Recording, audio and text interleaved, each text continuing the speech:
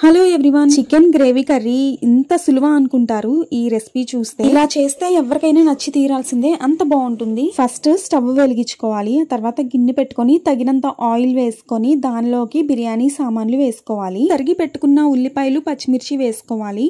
తగినంత సాల్ట్, పసుపు కూడా వేసుకొని అల్లం వెల్లుల్లి పేస్ట్ కూడా వేసుకొని పచ్చి వాసన పోయే వరకు వేయించుకోవాలి. 4-5 టమాటాలు మిక్సీ చేసుకొని ఆ పేస్ట్ ని వేసుకోవాలి. నెక్స్ట్ దీనిలో ధనియాల పొడి, జీలకర్ర పొడి, గరం మసాలా వేసి ఆ తర్వాత కారం కూడా వేసుకొని ఒకసారి కలుపుకోవాలి. గ్రేవీ ఎంత కలర్ఫుల్ గా వచ్చిందో కదా.